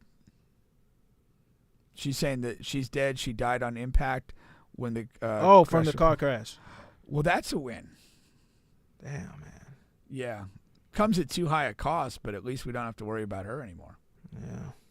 Yeah. Yeah, this is just an awful story. That's terrible, man. But I think the takeaway from this is, if you have a loved one or somebody or whoever, and they become off hinged, you need to take note of that. You know, I mean, like this off hinged. You know what I mean? That's you just need to take note of that, man. And get yourself and get kids away from people like this. Yeah. It's just not acceptable. Crashed her Porsche into a tree going 100 miles an hour. They're just giving away Porsches. I guess so. Goodness gracious. Just got to act like a crazy astrologer and they'll roll a Porsche over to your head, House Carvana style. Are astrologers, are they making that much money? I guess if you're like living in LA, you have a Porsche. I guess it's the influencer thing. You must just be like duping a bunch of people. Man. Yeah. Sometimes you just think, man, like that, you know. when you're a kid, you just don't know. And shame on every person that follows this person. Because you contributed you did to the wealth of this. Yeah. You contributed to the way that this person probably kind of grew and evolved in their wackiness, because you probably were there for the show and watching it, and whether you were, a fellow fringe astrologer or you were just amused by this person's content, you are a part of this. You supported it. You allowed it to grow. Just fucking awful, yeah. From the followers to the fucking boyfriend who didn't know, and then knowing that your kids is in this situation, and you just, get stabbed. Here's the thing too. I mean, if these kids are not from the partner, which is highly possible, yeah. And if they're from some other person, and who knows what their thing is. I mean, you lost a child because of this crazy person. Like, this is insane. Yeah, it is. It is insane here. Let me run this commercial really quick here. So, of course, NBA Nothing But Ass is coming to Orlando, April 20th. I've had some only two DMs from women who just they're not very fond of it. But it's only two. You could disregard them. But I'm very fond of it. Alrighty, here we have on April 20th event that you just have to go to and see. Alrighty, the real NBA is coming to the Smith Center right in the heart of Orlando. Nothing but ass game. Team Stallion versus Team Amber Lewinsky. Okay, I've actually went to visit her at her place of work a couple of times, and I'm just gonna tell you. You got to see this in action. Right? This is something you got to see live. Are you going to mention her place of work? You got to see this live and up front. All right, it's not something you're going to want to miss. Okay, and on top of that, I'm going to tell you something here. On the Bench Podcast, we have free tickets available that we're going to be giving out. So you want to make sure that you're in the mix, all right, to get those free tickets. We're going to let you know how and all of that good stuff. But just remember, April 20th, all the information is on the screen to look up the tickets. They are on Eventbrite right now. All righty, Nothing But Ass. You just got to be there. Got to see it to believe it. All right. That's right. Looking forward to it on April 20th, Smith Center, right down the road here from the studio. Bubba and I will be doing a broadcast of the game, commentating, taking it all in. Yeah. Capital A-L-L. I've been told I look thick. That's not a good word they use for a guy. That means I'm getting fat. Yeah, pretty much. It's kind of a polite way of saying you're fat. Yeah, I don't want to be thick. Yeah. Oh, Juan is letting us know he's watching the show. Shout out to Juan, man. There you go, Juan. Watching the show. Much appreciated. That's a nice size TV, Juan. I appreciate you watching us on the big screen there. It is a different experience watching on the big screen.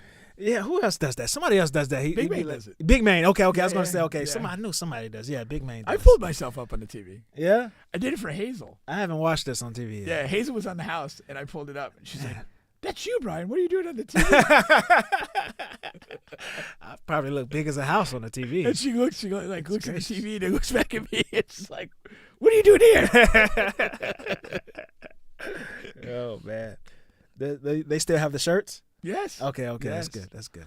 They got a couple go-karts too. Oh, okay. I tried to get in it. I was driving around, and then Hazel was just like, "Brian, it's my turn." I was like, "Hazel, I was having fun. Stop ruining my fun."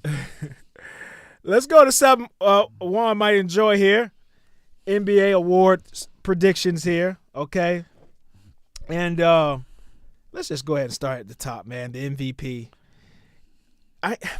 It seems like every year there is a lot of heavy conversations surrounding the MVP and storylines, and it's been the Embiid thing the last couple of years, Embiid versus Jokic, and then Giannis. That's what's really been the conversation the last 3 years, those three, and then the different storylines surrounding those three. But this year it's been eerily quiet. Yeah. No one has really separated themselves from the pack, and, whether that's a good thing or bad thing, there's a lot of some decent level of parity, especially on the West Coast. Jokic is going to win the award. And I think deservingly so. I think so that would be 3 and 4 years, right? And I think Jokic is he's an incredible player. I've come around on him, but I also think he has gotten better. Jokic just turned himself from a awful post and paint defender into an average one, and then he's already been an awesome, offensive ecosystem.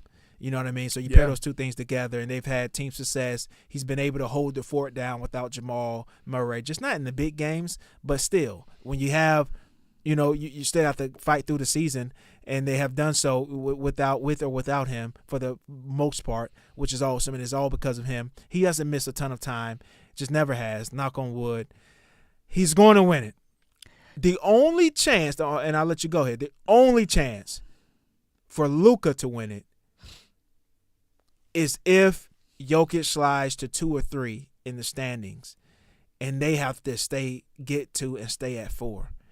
All right, that's the only chance. But Luka has been, I know that's my guy, but he's been unfucking real this year, and he's turned himself from an awful perimeter defender to an average perimeter defender, and that's why I say he's having an unreal season. It's not even because of the offense. The offense I just expect from him. He's an offensive ecosystem. Same thing with Jokic and Jamal. Like when Kyrie's out, they've been holding down the fort. Just as a lesser team, not a lot of, but still, they've had a good season. They just got to get there, stay at 4. All right, go. And then you have Shea too. Well, it's good. The two things I was going to say. One thing I have a lot of respect for Jokic. I don't remember if you remember the story from Draymond Green.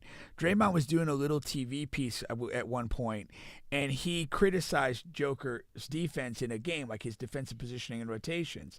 And the next time they saw each other, like Jokic brought up on his own accord that, like, hey, man, I was thinking about that, and you were right. And I love that. From a high-level guy to take, literally constructive criticism from a peer on another team and have enough, wherewithal to say, yeah, maybe he's right on that. Maybe I do need to work on this and improve. A lot of respect for that. Always enjoyed that story. But I feel that, it has been a boring MVP year. Right. It really took a nosedive when Embiid got hurt, because he was playing at a historic level, and he was the defending MVP, and you were just kind of like, man, what is he going to be able to do? And when he went out, it just lost a lot of steam, and you kind of have these they're not default candidates because they're all playing great in their own way, but it's a little bit awkward because you have Jokic. This could be 3 and 4 years as defending NBA champion as well, and as possibly 1, maybe 2 seed in the West. So it's like he's already that level. Why would we not continue to honor him? Which is a little dull, but it might be the right thing to do. Versus, and my thing with Luka, and I know we could talk about roster composition and team, but it's like they've done better this year, and he's been great, no question about it. But you're still looking at it like, well, Jokic is like 3 spots ahead of you in your own conference. Like, why are we not going to continue to recognize him as the MVP? Yeah. And SGA is the guy that's kind of, I think, new to the conversation. And to be honest, I think I don't think we're ready to accept him right now as an MVP. I think that's just what it is. Yeah. And I do think that a significant playoff run would really help going into next year. Yeah, I think so.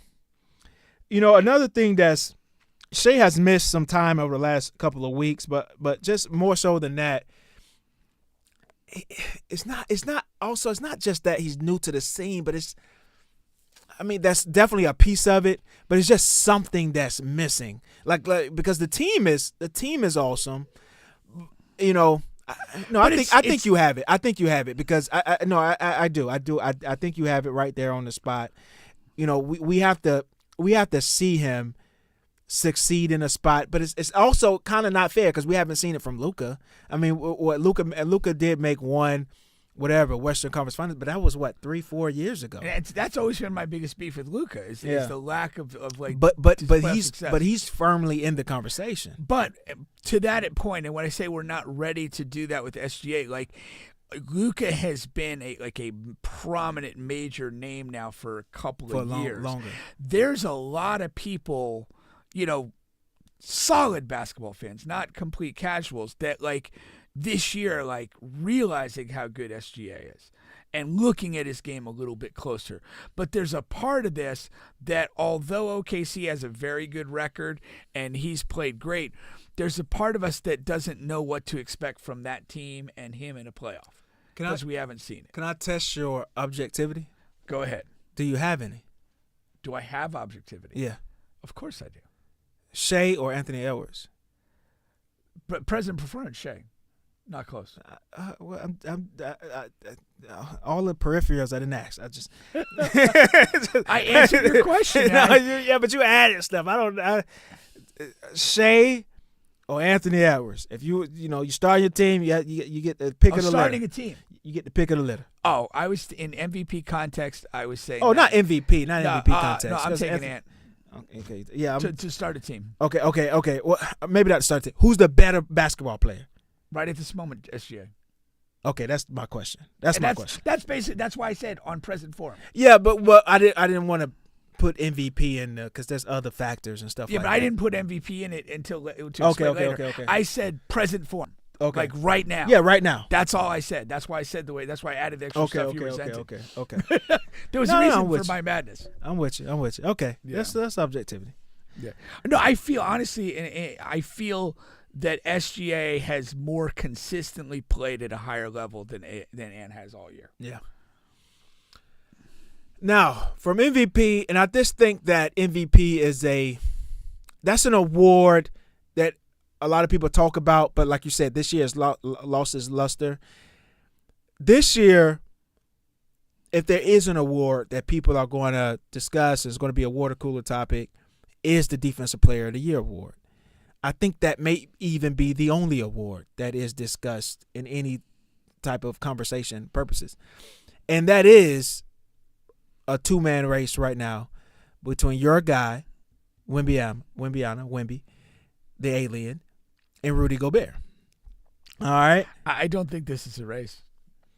It's a race because Rudy is number one right now. He's the betting favorite and by a considerable amount. Of course you're going to go with Wemby. This is where you lose objectivity. I wanted to see where you want to go. I don't, because so it's not Ant-Man, it's Wemby that you lose. Literally, Wemby has blocked more shots than Gobert has in 2 years. But defense is not just blocking shots. I get that. But Gobert is not without his faults as a defender. In the regular season, he is without faults. He is. No. He's still the same guy. He's not targeted as frequently and not played off the floor as much. Well, that's the thing. I mean, you can't that regular season awards are regular season awards. And in the regular season, for whatever reasons, for reasons beyond fucking me, I cannot understand it. The reason why he's winning all of these Defensive Player of the Year awards every year is because he's amazing in the regular season. I don't know why the fucking reason is. I don't know why his teams have the number one defensive rating with him in it, and then they fall off 1,000 maps when he's not playing. I don't know why his defensive rating is just the best since Bill Russell in the 1950s. Even this year, even with Wemby inside of the NBA, Rudy is number one by a landslide. He's beating his years past. I don't know how or why.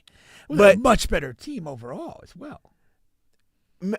No, his personal defensive rating. I understand his personal defensive rating, his personal but that's not separated from the team.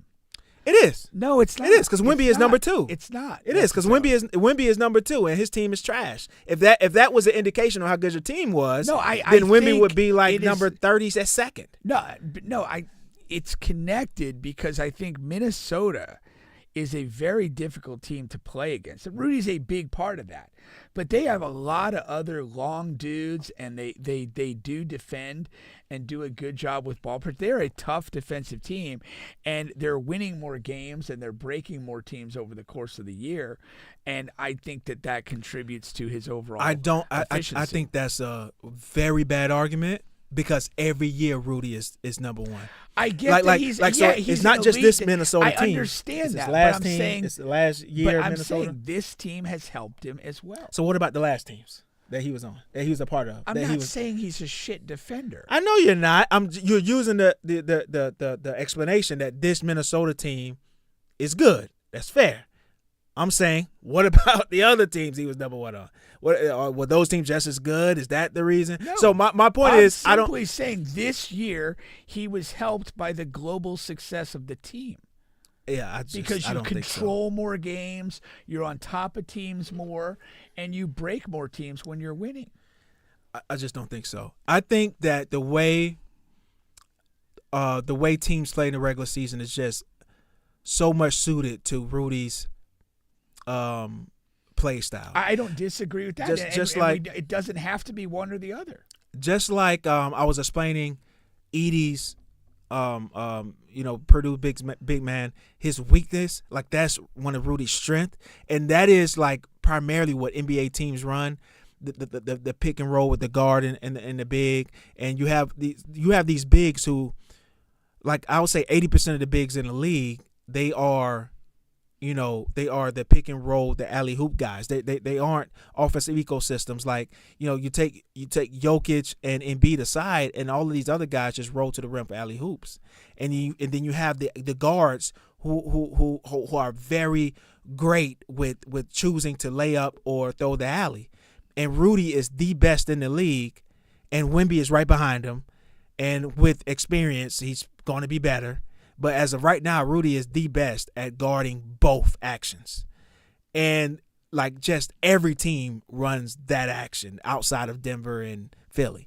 And I think that's, I don't know why Rudy's always number one defensive rating, his teams are, but if I had to pick something, I think that is and then in the playoffs, I think teams run more variations of their offense, different plays, different things. It's not taboo, and that's when Rudy gets played off the court.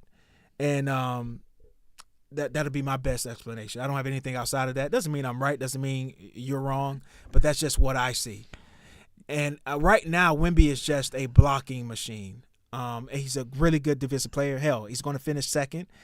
And whatever, and he's going to win a ton of these. You know what I mean? I just think right now he doesn't impact that side of the floor as well. Also, Rudy's a better individual defender. Wemby has gotten some fucking. He's been dropped off this year. So he has a learning curve too. Yeah, he's been like Jokic. Like he blocked Jokic like 5 or 6 times in that one game. Yeah, but Jokic had like 46. Yeah, like Embiid is. I think I may be wrong, but I'm pretty sure Embiid had like 50 that game. Like he's been dropped off. What's the big guy from Sacramento? He dropped like 45, 50 on him. Like Rudy is a much better individual defender, and as just right now today, he guards that one action that most teams, and I think that's going to be the deciding factor, that defensive rating, individual. Yeah. But that's going to be, I think that's the biggest award this year. I don't think nobody's going to care about anything else, huh? Not according to you. No, but it's still. You basically made a strong case for Rudy. Well, Rudy's going to win close, and so then it's not a contest. It is. It's not. It's going to be close. I'm not saying he's going to. If we can definitively say Rudy's going to win, it's not a contest. If we go, here's a contest. When we go to this, and we don't really have any idea. No, that's just me saying he's going to win. You're saying Wemby should win and going. If I had to vote, I'm voting Wemby. Right. So that's the contest. You know what I'm saying? Between you and I. Yeah. Like I mean, unfortunately, we don't have an actual vote. Adam Silver vote on damn near everything. Adam Silver should check into that. Yeah. But that's and also what I'm saying is that's going to be the conversation, and that's credit to Wemby because of the star that either he is or becoming, that this is going to be a big conversation and people are going to talk about it. Yeah. I think even more so than any other award. I don't even want to go through the other awards like Coach of the Year, Sixth Man. First of all, I don't fucking know. And second of all, they're just not as conversationable, Yeah. I mean, Wemby's a special talent. Yeah, and this is the one thing that he can come close to achieving in this rookie season, other than Rookie of the Year, obviously. But that would be one of those things that you're like, okay, he's in the mix for this. Yeah. And it's he really does leave you with the sensation of like, what are we seeing? Like, where's this going? Like, how much better can he be? And again, when you talk about like, kind of learning how to defend actions better and be positionally better, it's like, what's the ceiling on that? And it might be something we've never seen. It will be something we've never seen. That's the thing. It just will be. Now, he has to get away from Pop. Like tonight, he's not injured. Nothing's wrong with him. Right. It's not a back-to-back, but he's sitting out tonight against Chet. They're done. They have 3 games left. Like, why are you not playing? Why are you not playing? Yeah, I hate God this. forbid he went out there tonight and destroyed his entire leg. He'll be okay for next season. Like, why are you sitting him out? Yeah. No, I'm. And it's against Chet. It's against okay, sit him out the next 2 games of the regular season. Like, that doesn't give a fuck. Like, but come on, man. Just stop sitting people. Period. If you're healthy, play. Yeah. If you can't play, sit out until you're healthy enough to play. This whole thing of load management. You know what it says on his disaster. thing? It says rest. Yeah. That's It's common now. Because that's where we are. That's where awful. We've gotten to this. Like, I mean, and I hate to say, like, you'll be at AAU stuff, you'll be at high school games, and kids that are in their teens are like okay sitting out. Like, I would be furious if I had to sit out. Like, it's ridiculous. Yeah. I hate that mentality. I think it's real bullshit. Yeah. With that. No, I definitely do. And he made a comment the other day, though, that he wants to play. Like, that he's not accepting this. He did say that.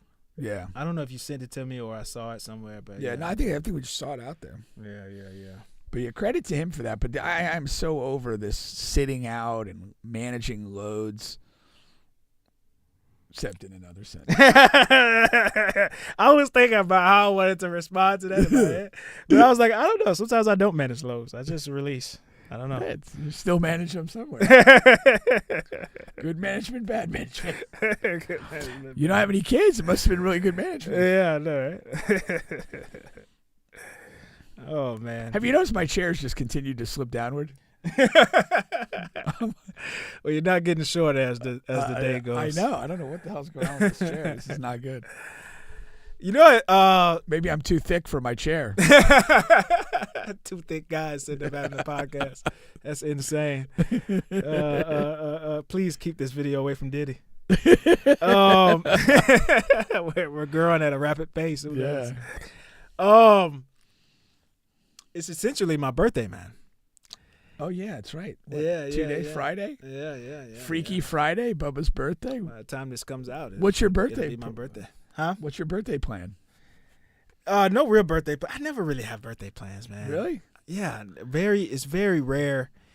When you're, not even when I was younger. It's just, I don't know. It's people ask me all the time, "What are you doing?" You should take a pair of prostitutes to Chuck E. Cheese. To Chuck E. Cheese. Yeah, kind of the old and the new. Best case scenario for me is like I'm, at the house watching a good game and just having a drink or a smoke. Really? With female presence, of course. Okay. But female presence. That's like best case scenario. Did you install your Diddy cams at your house yet? Whenever I go to like Airbnbs and stuff, I always wonder, like, do these guys have cameras in their house? You've actually thought about it while you're there? Yeah. Oh yeah. Really? Okay. Yeah. I always wonder. Do you like randomly go to areas of the room and just wave? No, I don't look for them, but I always wonder. That's pretty funny. I don't know. But I've never been in an Airbnb in my life. Never? Nah, never had occasion. You're not an Airbnb More of a guy. hotel guy if I have to. You're a hotel guy. Yeah. I'm a both guy. But So is Diddy. No big birthday plans. But you know, you always two things about this. One is honest to God, man. After like 30, I really lose track of age. Really? I really just on yourself or just everyone in general? No, myself. On myself. Like when somebody asks me how old I am, I really just pick a number, honestly.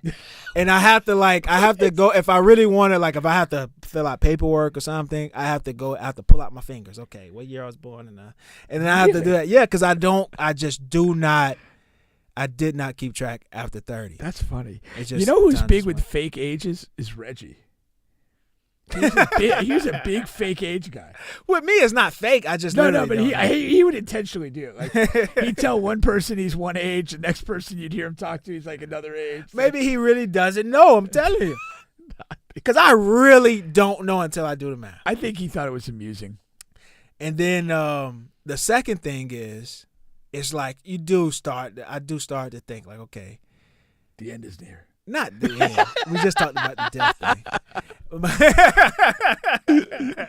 I rarely think about that. Yeah. But I do start to think about like, okay, accomplishments wise and kids wise and all of that. Like the opportunities, the chances, the realistically, those are diminishing like by the fucking every time I.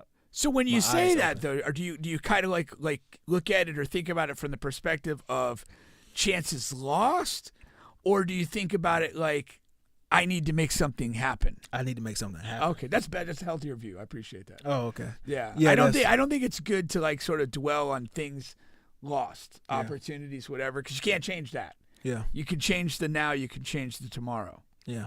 So that's it, and that's what we're looking to do. Hopefully I can get this fucking TV show thing off. I just want to get it off and see what it can do. See if I can actually make it happen. With actual live actors. Yeah, this time with actual live actors. SAG members. Luckily for me, I still have the what'd you say? SAG members. Screen actors. Screen actors. Yeah. I still have the Yak Attack thing, the cartoon in my bag. Yeah. But I want to do this. And really see, it's like a dream goal of mine. If I do that and not have any kids, I can be okay. Really? But one or the other has to happen. Show's kind of tanking. Let me knock somebody up. One of those don't happen, and I do pass away. You could say, okay, yeah, Bubba left this earth what's the word I'm looking for? Unfulfilled. Unfulfilled. He just didn't give us enough. Here lieth Bubba, a man of little accomplishment,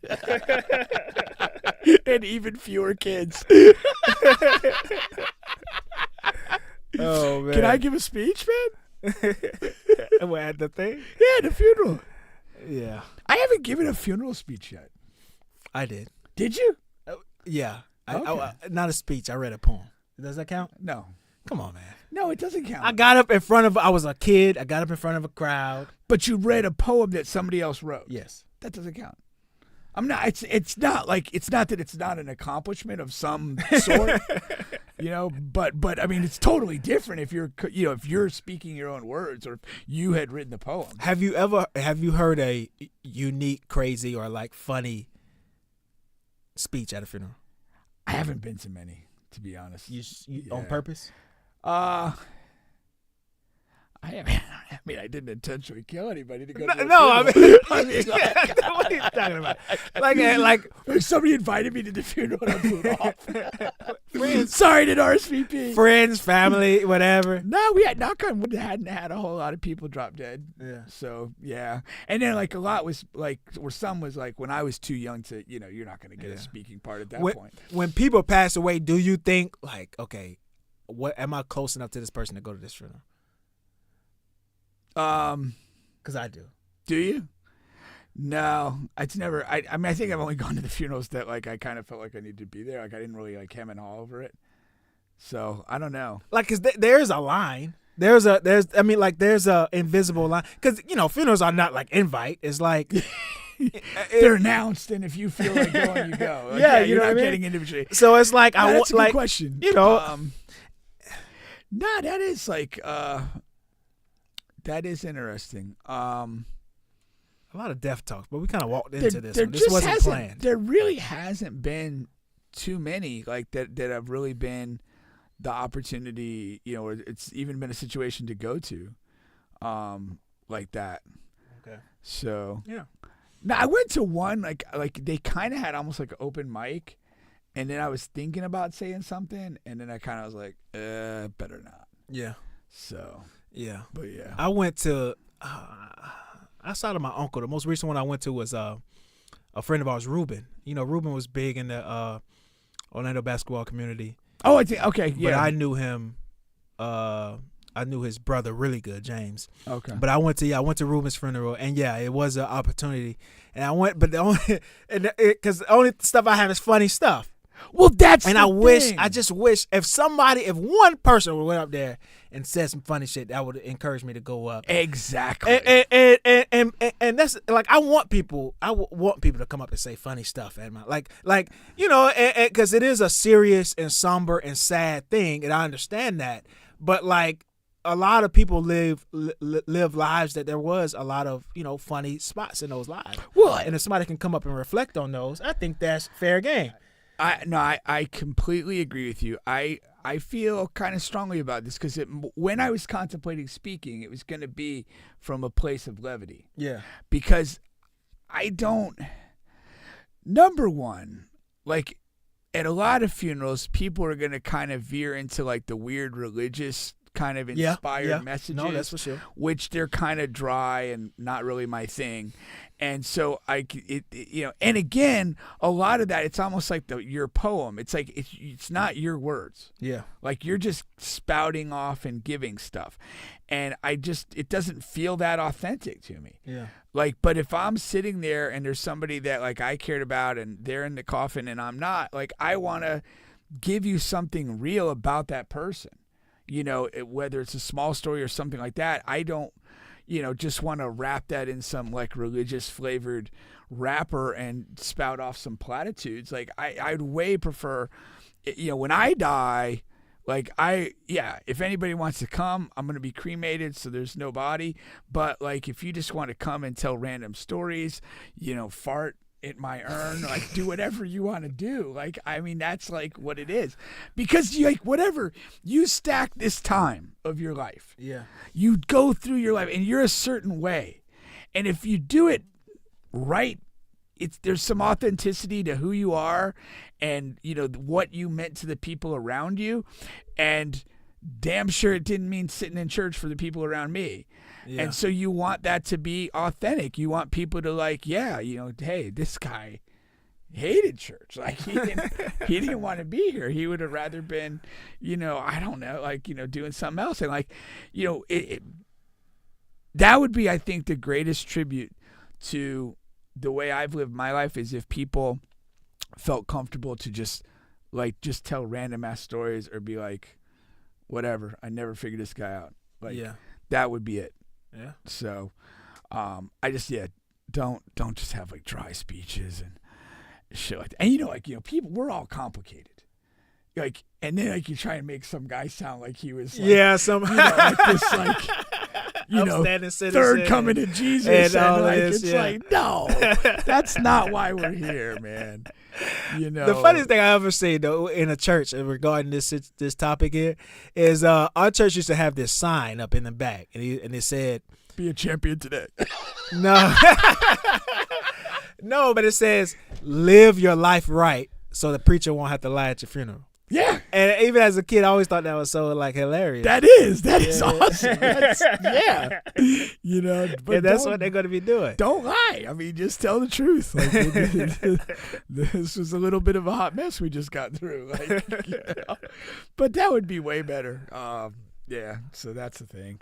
Yeah. But yeah, I don't know. I mean, that's the thing. Like when you think about like different people, like hopefully you think about like a funny story or funny interaction or something that meant a lot to you. Yeah. You know, I think those are the only two lanes that should be. the preacher is going to do all the preaching and the religion stuff, and there's a place for that. But the individual people that come up, you don't need to come and echo that. I mean, I think it should be memorable stories that meant something to you, and the funny stuff. And I think that it should be those two lanes, and then you sit your ass down. Don't get up there and talk forever. We're already hungry and tired, But I do want to hear the story. A little sad, though. And a little sad. I also want some good music, though. Oh yeah, man! Yeah. I want to hear the good vocalist. Oh hell yeah! That's always a go-to. But if you don't have one available, then let me hear something from the choir or whatever. Yeah. Or even if you got to bring in a fucking radio. But that has to be a part of the. I want to hear some good music, man. Yeah. But a vocalist is ideal. Yeah. Sure. Coach Rudy, who usually watches, he had they had 2 recent deaths with parents of his and his wife, and they had JCole. He told me he had JCole come out. Nice. And I sing. like it. Yeah, I like it. Yeah. So probably had a little vibe to it. Not just Yeah. Which is completely different for like an older person's funeral. To have JCole there, that's. Maybe he's found his niche. Yeah. Oh. he's blowing up at the older 70s funerals. Hire JCole. Nobody's bigger. That's tough. Man. If you had a death in the family of somebody over 70, JCole is your guy. He's your guy. That's awesome, man. He'll sing away. He'll sing away. Oh, jeez, that would be funny. That's hilarious. But yeah, so good stuff. No, that is good stuff. What do we have here before we get off here? I don't know if that's true. Kobe said Ohtani cleared by federal authorities, and then he says he's a victim of fraud and gambling scheme by his translator. Yeah, so that's pretty. I don't know. That sums it up there. Yeah. The allure of gambling, though. Oh, I don't know. Did you see Adam Silver? He was asked about the Joey Porter thing, and basically, paraphrasing, he was like, "There's no place for that in this game. That's the cardinal sin. Any guy who does that will be removed from this league forever." It really is, though. Yeah. Because there's already people out there that think things are scripted or fixed. Yeah. You have to, almost over everything, you have to protect, because that strikes at the integrity of the game. And, theoretically, even if you're a gambler, you want some integrity to the game. Yeah. And so, it is like the cardinal sin. You can't do that. At all for the league to retain any integrity. And so I do think the penalty needs to be harsh. And again, send that message to anybody who's thinking about that this is not the way to go. It will end badly for you. Yep. And then lastly here we have Rashid Rice, receiver for the Chiefs. We talked about last week. But he's facing 8 felony charges in the case. That sounds crazy. 6 counts of collision involving bodily injury, 1 count of collision involving serious bodily injury. Oh, so somebody was seriously hurt. And 1 count of aggravated assault. Okay. That if you have injured people, that could go bad for him. He's not in police custody at this time, but going to turn himself in, I think, in the next day or two. Yeah, I want to see if there was some type of, like what he's facing. But what you think that's going to come later? Yeah, I thought someone, somebody could do that. I mean, those charges, they would all have like a sentencing range essentially. That if convicted, this charge would be that's what I was 1 looking to for. 5 years or this or that. I mean, felony is typically over a year. Any felony is a crime that's punishable by at least a year in jail, or could be up to a year or over a year in jail.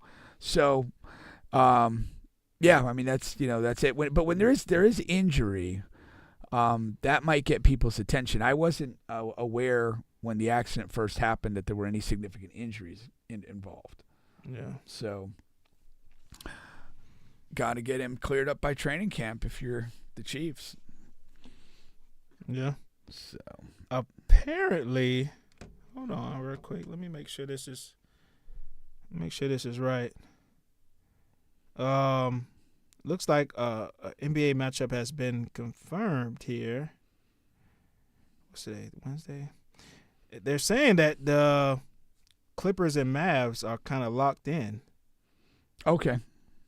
That's what Bleacher Report says. Clippers and Mavs locked in. Yeah, and that would be the 4-5. That would be the 4-5. Yeah. Okay. And that is correct. So they are locked in, Clippers and Mavs. And I don't know if Kawhi is injured. I mean, he's been sitting out last couple of games. Maybe he, maybe he's just resting up for the playoffs. But and James Harden sat out last game.